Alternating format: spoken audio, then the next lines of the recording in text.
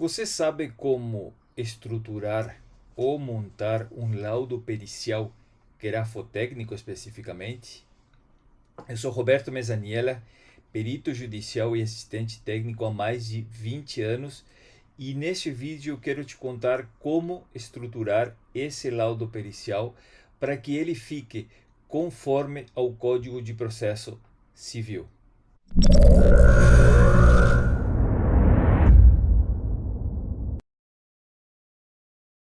Uma das coisas que vocês têm que entender é que no Brasil especificamente não existe um protocolo específico para poder estruturar um laudo pericial. O que temos aqui no Brasil é o artigo 473 do CPC que fala ou que enumera algumas das partes que todo laudo pericial deve conter para que ele seja aceito dentro de um processo. Além disso, obviamente, eu quero te contar e eu quero te passar a minha experiência de mais de 20 anos de como estruturar esse laudo pericial para que ele fique conforme a esse código tão importante e, obviamente, para que ele seja aceito dentro de um processo. O primeiro ponto que a gente deve conhecer é que essa perícia deve conter uma exposição do objeto de perícia. O que seria isso? Quando somos nomeados como peritos judiciais, temos ou existe dentro do processo um despacho decisão. Nesse despacho decisão, o juiz é quem vai determinar sobre quais pontos ou sobre quais documentos versará essa perícia judicial. Muitas vezes o próprio juiz já elabora seus próprios quesitos e ali nesse despacho decisão, onde está a nomeação do perito, que está claramente determinado qual vai ser o objeto da perícia. Então ali o perito deve copiar e colar dentro da sua estrutura exatamente o que o juiz está pedindo para que seja feito nesse laudo pericial.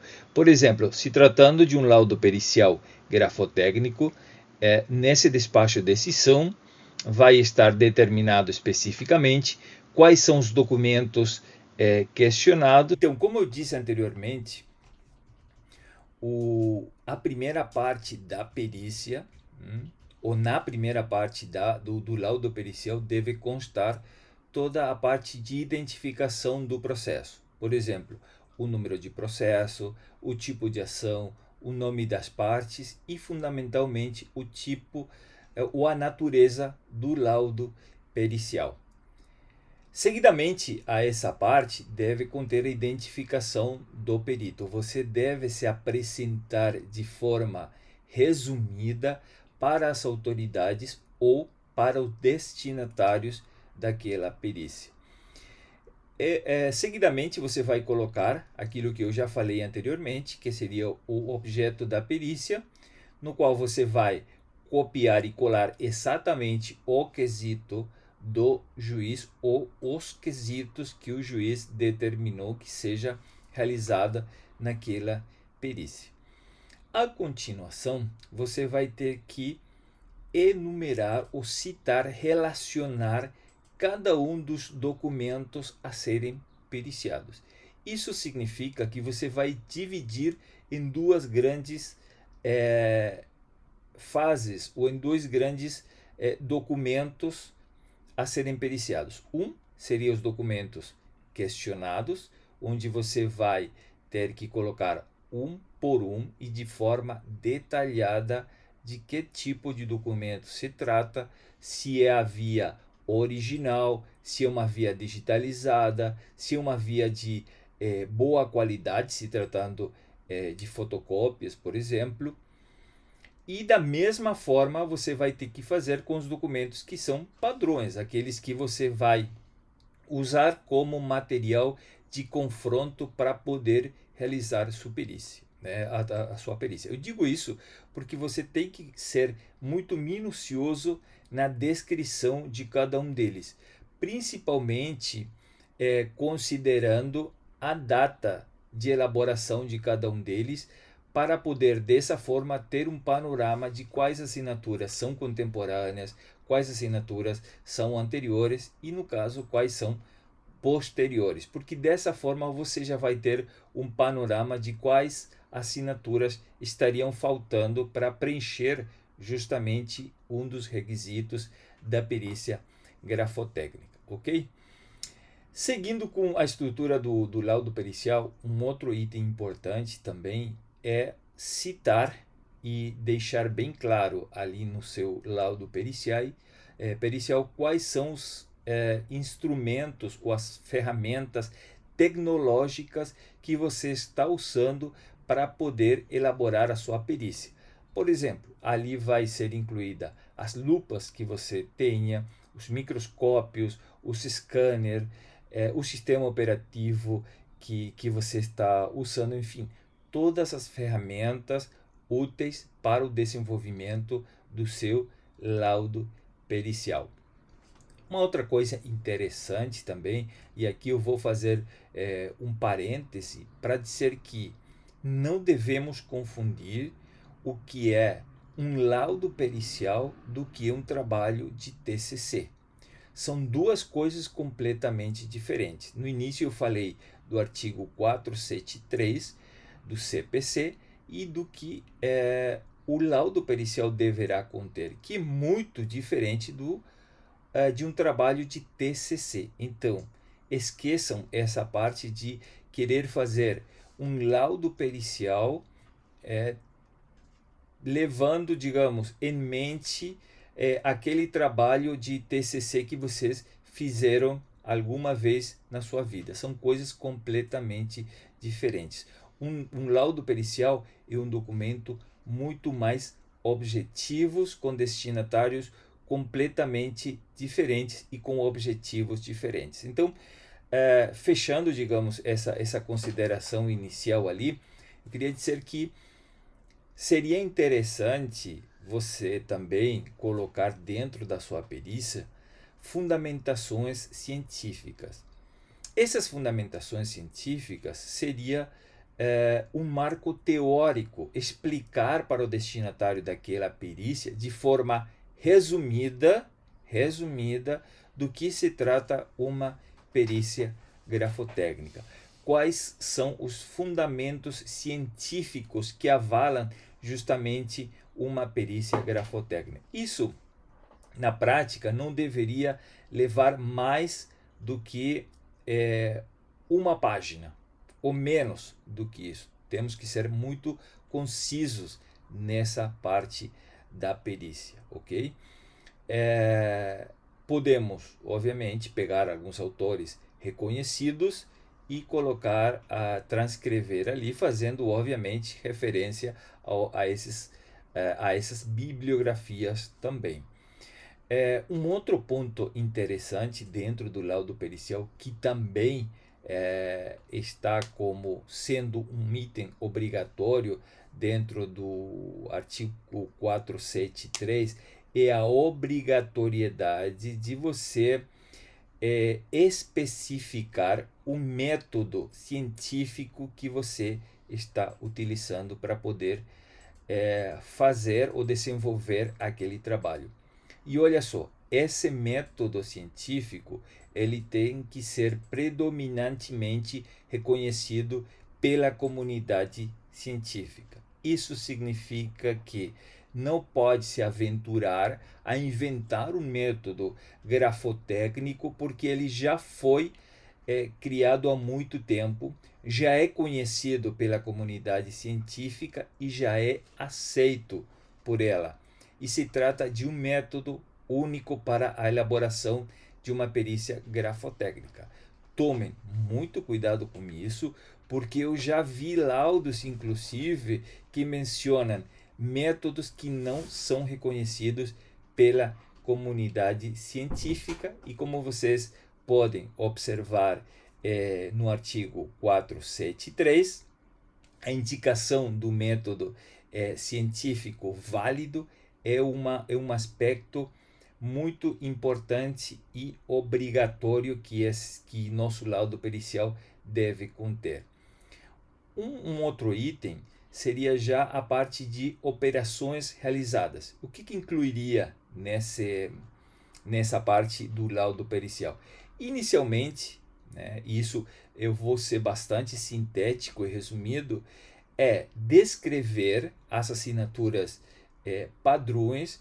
Por quê? Porque você deve ou precisa se familiarizar com a forma de escrever ou de assinar daquela pessoa. Você deve conhecer o gesto gráfico, que é o princípio científico da grafotecnia, para poder posteriormente confrontar esse material com as assinaturas questionadas. É muito importante que vocês saibam diferenciar e fazer dentro do seu laudo pericial, porque isso vai simplificar muito mais a vida de vocês. Uma vez que vocês conseguiram se familiarizar com o gesto gráfico do autor, né, daquele material que vocês coletaram, aí vamos partir para a parte de confronto grafotécnico. E nessa parte, o perito deve ser o mais gráfico possível. E isso não conta só para essa parte do confronto grafotécnico, sino também para a parte lá inicial, onde a gente relaciona todos os documentos, tanto questionados quanto padrões. O perito tem o dever de registrar todos os documentos de forma gráfica ou fotográfica, nesse caso, dentro do seu laudo pericial. Para quê? Para que fique uma constância daqueles documentos que você recebeu para poder fazer seu laudo pericial.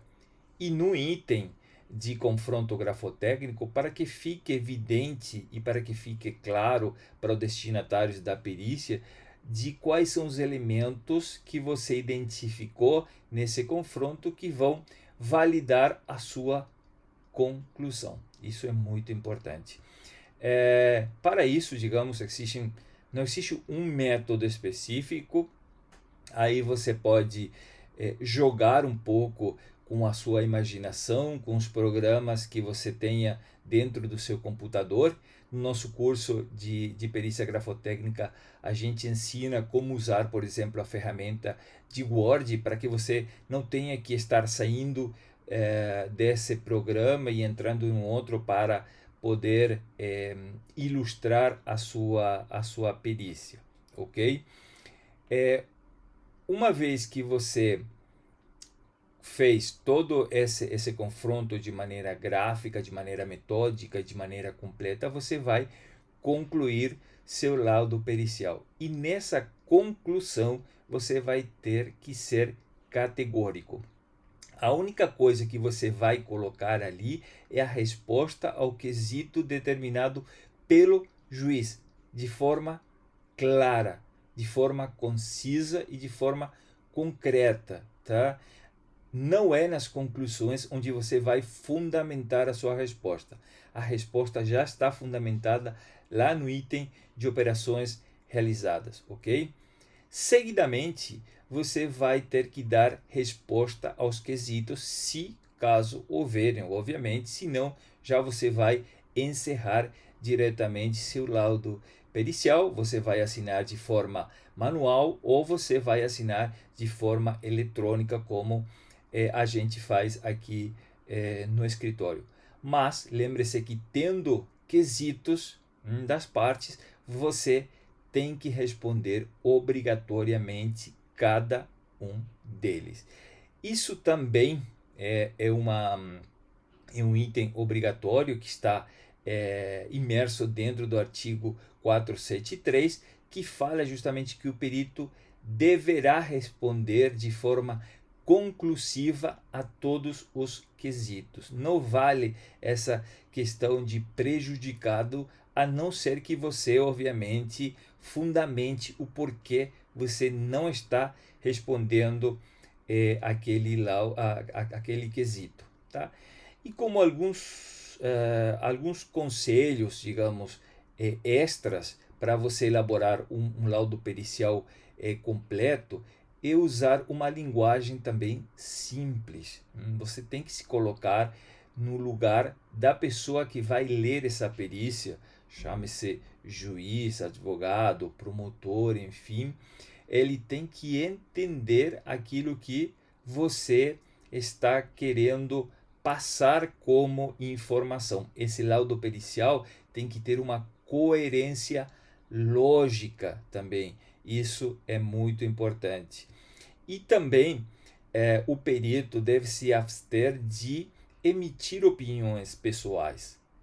Eu já vi muitos laudos onde o perito judicial emite uma opinião pessoal. Isso está completamente vedado, porque você está trabalhando com uma ciência. Então, a sua opinião pessoal não conta dentro de um laudo pericial. E outra coisa que está vedada ao perito judicial é justamente ultrapassar os limites da sua designação.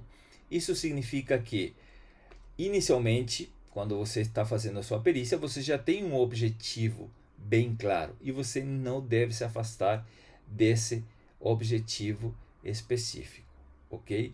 Por isso eu sempre aconselho lá no início, já, e de fato o artigo 473 fala sobre isso, colocar o objetivo da perícia, para que você, durante o desenvolvimento do seu trabalho, tenha claro qual é o trabalho a ser desenvolvido e, obviamente, de que forma você vai ter que fazer isso. Eu tenho aqui anotado algumas coisas, espero não ter esquecido absolutamente nada. Espero que vocês tenham gostado desse material, desse vídeo principalmente. Deixem seus comentários caso queira algum tipo de esclarecimento. Eu vou pedir também a gentileza para vocês também se inscreverem ao meu canal, convidarem a outros colegas seus para que se inscrevam no meu canal, porque justamente a partir da demanda de vocês é que a gente elabora esse tipo de vídeos para que justamente possa ser de utilidade para todos vocês. Então agradeço muito a atenção.